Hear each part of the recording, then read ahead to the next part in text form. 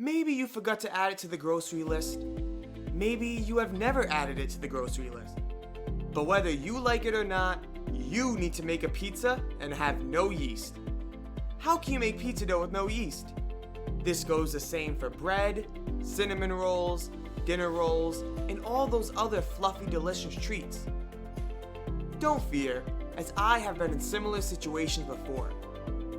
As with many cooking necessities, there are always replacements.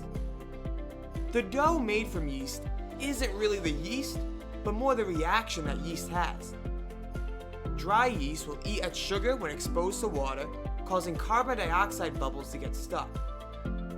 Raising to a higher temperature will result in the dough to rise and become that fluffy baking tool that we are all used to. This is great because now we don't need to replicate yeast, but instead the reaction it has. So let's jump into the 3 best alternatives for yeast in a hurry. Baking powder. Odds are, if you're in need of a yeast replacement, you may have baking powder in your pantry. Baking powder essentially works the same as yeast. When exposed to water, the acid in baking powder reacts to the water. This causes those carbon dioxide bubbles mentioned before. When exposed to heat, those bubbles will expand and the dough will rise. The drawbacks from using baking powder is the fast reaction time.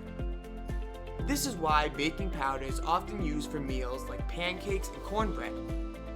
This means that the dough will not need additional time to rise. While the dough will still be usable, it will not be as distinct as the effects of yeast. You can replace the yeast for baking powder in a 1-to-1 ratio. Sourdough Starter. Before I continue with this one, why are you replacing the yeast? Is it because you ran out? If so, then I suggest skipping to the final replacement, as this solution takes about 5 days to create. Sourdough starter contains naturally occurring yeast. Typically, sourdough starters take years of fermentation, but if needed as a yeast replacement, it is a 5-day process. This is simply to get to a stage to recreate the carbon dioxide bubbles. Take 2.5 cups of wheat and 2.5 cups of water. Pour half a cup of each into a glass container and cover with plastic. Repeat this each day, pouring the water and wheat in half a cup at a time. Do this until day 5 or until the cups are empty. The sourdough starter should smell yeasty and ready for use. 1 cup of sourdough starter can replace about 2 teaspoons of yeast. Baking soda and acid. Baking soda and acid is basically breaking down baking powder if needed. It is very important to note that this is baking soda and acid. Using one and not the other will be useless. Obviously, the first step is baking soda, but what can you use for the acid? Well, check your fridge, because lemon juice, buttermilk, and a mix of milk and vinegar will get the job done. When replacing the yeast, you want to replace half the required yeast with baking soda and the other half with acid.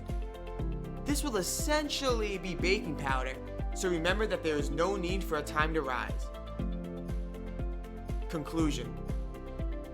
While these replacements won't give that perfect, fluffy lightness that yeast would, they will be a solution when one is needed.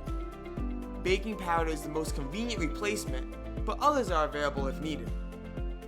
While nothing will be a perfect solution, all 3 of these replacements will help in a pinch. If you found any value in our content provided today, please feel free to press that like button. It helps YouTube push our videos to new viewers and allows us to be discovered by a broader audience. If you want instant updates whenever we post, click that subscribe button and turn on notifications. For those looking for a quick weight loss project, check the description for a custom-made keto diet aimed at those looking to shed a few pounds. That is all. Thank you all for watching, and we hope to see you next time. Have a wonderful day.